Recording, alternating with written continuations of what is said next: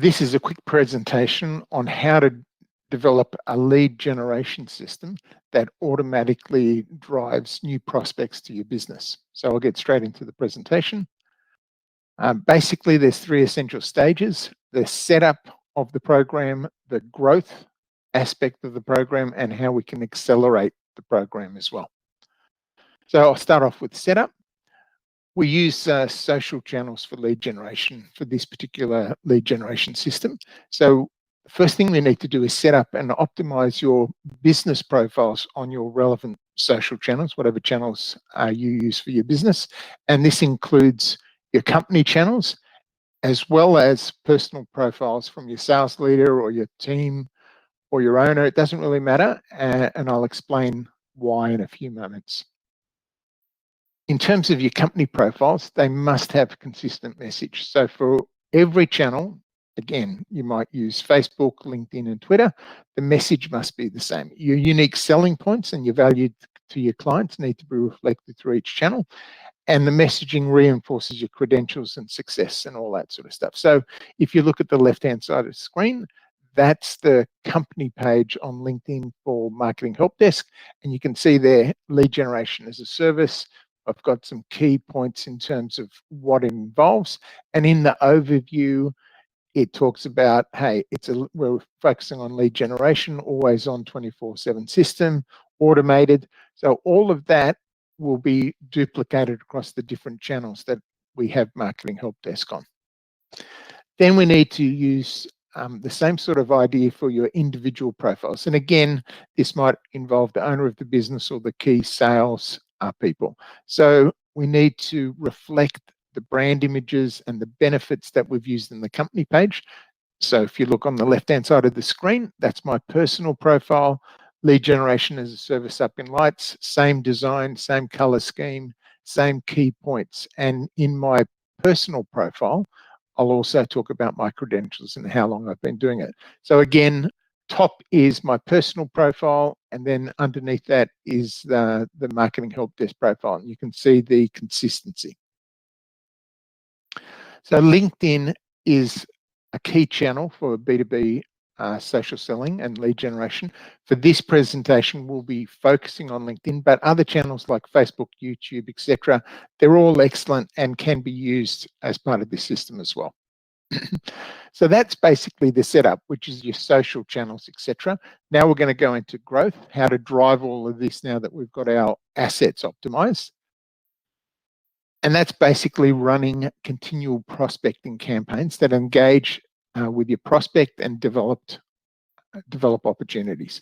So when I say campaigns, that means a lot of different things for people, but in this case, a campaign, when I break down the elements, it's valuable content with hooks.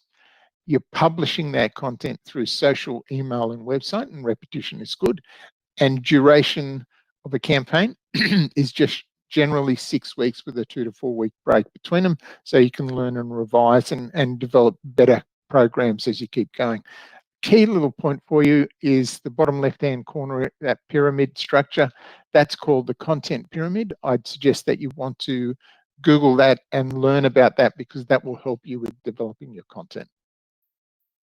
So that's basically growth. It's, again, just running continual programs. And now a key element is the acceleration phase and how we can drive things even harder. So again, LinkedIn is our key channel. And the idea is to expand your network at scale. And we're talking about your connections, your network of connections through LinkedIn. So the first thing we need to do is make sure that you identify your ideal client profile, your ideal client, and then we target them. And then we use automation for network expansion. One person can send 80 requests for connections across LinkedIn per week. So remember, before I said we need to involve our sales leaders and owners and things like that. In this particular case, we're talking about how you can expand your reach. So a collective effort leads to an exponential network growth. So again, reminding you, one profile, we can send 80 requests per week. So that's 320 per month. If we have 5 salespeople or a combination of salespeople, owners, and other executives. 5 times that is 400 requests per week, 1,600 requests per month. So you can see how that scales up. So we're sharing content through all our channels. And with these new connections that everyone's making, we need to drive that back to ask those connections to follow the company page so that the company page becomes an incredibly valuable asset because everyone's being pushed back to that page. So an example of, I've just talked about messaging and connection. So these are a couple of examples of the messaging sequence. I won't go into detail, but basically each sequence says, hey, let's target our ideal client profiles and connect with them. So message 1 is basically a request. Then we wait a while, then we share some assets, then we wait a while, and then we follow up. Did you find value in those assets? Or it could be a webinar program. Messaging out saying, hey, we're running a webinar program, run the program, wait a week, follow up. Did you find some value in the webinar? Any engagement in any sequence in terms of any feedback you might have from a prospect or any feedback you might have on a webinar, that is your opportunity to develop the prospect. And that's what this is all about. Social selling is key. The theme of social selling is key in terms of all these programs. And social selling is basically the idea of nurturing relationships as part of your sales funnel. So think less pitching and more conversations. From that aspect, content publishing at scale is really important. So we need to automate the distribution of all our campaign content across all our digital channels at the same time. So if you're using LinkedIn, Facebook, and Twitter, all the content is published through those channels at the same time. We encourage our team members to participate so we have a wider reach. And remember, content is valuable and relevant because engagement identifies opportunities. So that's the 3 stages: setup, growth, and acceleration.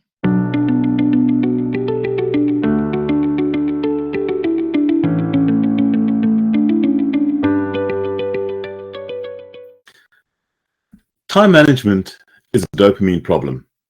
Why am I saying that? Because the chances are you're an addicted to dopamine.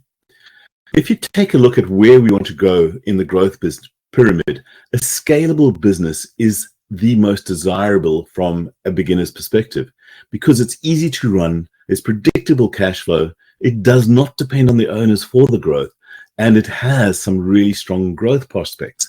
All of that makes a scalable business a saleable business. So let's talk a little bit more about that. What are the challenges to creating a scalable business? Without a doubt, it usually goes into the 3 T's: time, team, or till. I specifically want to speak on time. In 2018, I was doing my Masters of Business Coaching, and I did some research, and I interviewed 200 businesses. And it was interesting. Those that were between 6 and 20 employees were the least likely to have any form of strategic planning, especially an exit plan, or even growth plans. Now, why was that? The answer is almost undoubtedly because they were out of time.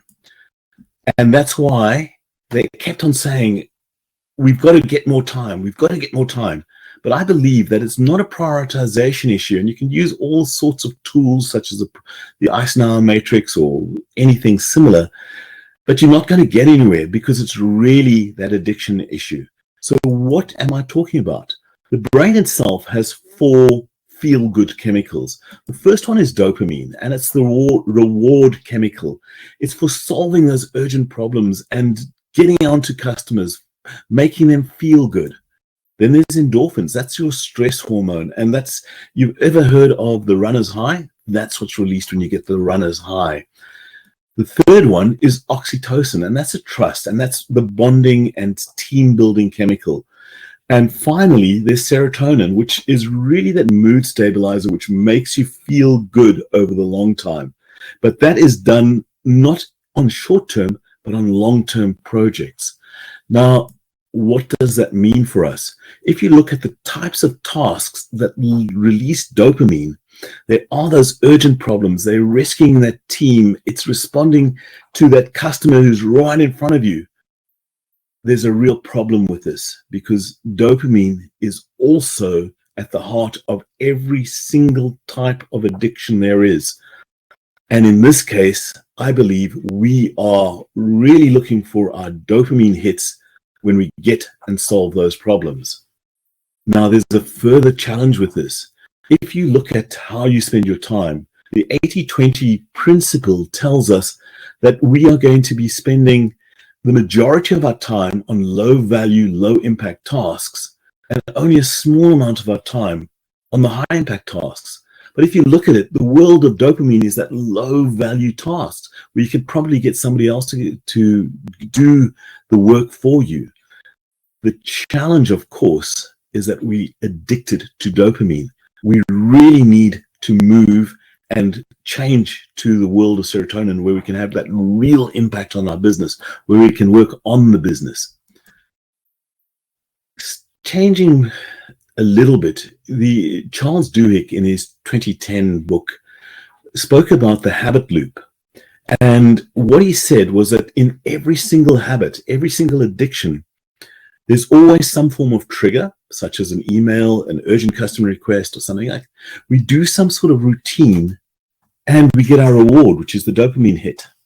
Now, Charles Duhigg actually made it that if you want to change that habit, what you have to do is still keep that trigger. So you get that email, you get that urgent customer request, you do something different.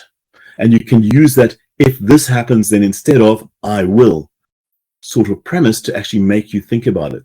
Sometimes I'll take 3 deep breaths and then I'll pass it on to my assistant. When we do that, hey, I've done that. I still get a dopamine hit because I'm giving myself a small reward. And that is what we talk about when you change your routine, but you do it deliberately and you gamify it so you can get yourself that reward. Now, on a way to do this, I believe that you've got to eat your tasks if you want to actually multiply your time. So what does that mean? If you've got a funnel of tasks that are coming in, first of all, you've got to eliminate them. You've got to automate them. You've got to transfer them. And if you can't do any of those, well, you really have to do it. But then you still have a choice. You can either do it now or you can do it later. And then you're procrastinating on purpose.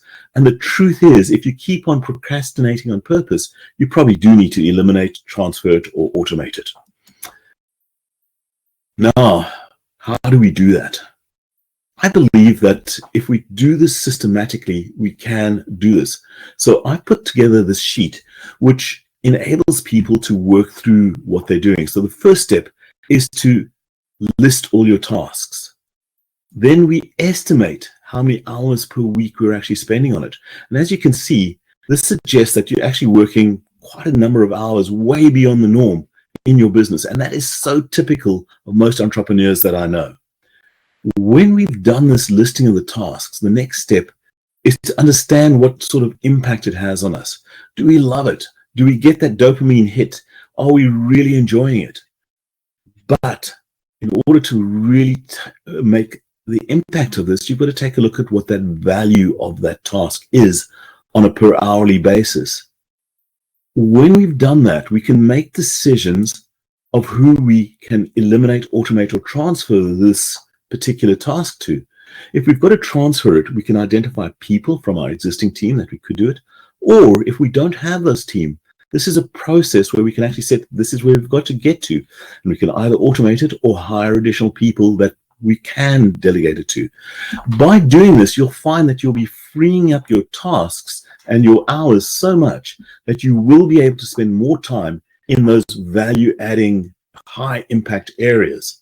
And that is why I believe that if you approach things systematically, you can get over the dopamine addiction. And if you want to know more or want to have the sheet, I've got a couple of free tools. You can either book some time to talk and speak to me, and I'll give you that sheet, or there are 4 other tools that can help you in your growth profile. So I'm Charles Barnard, the growth engineer, and I believe that time addiction is actually an addiction problem, not a prioritization problem.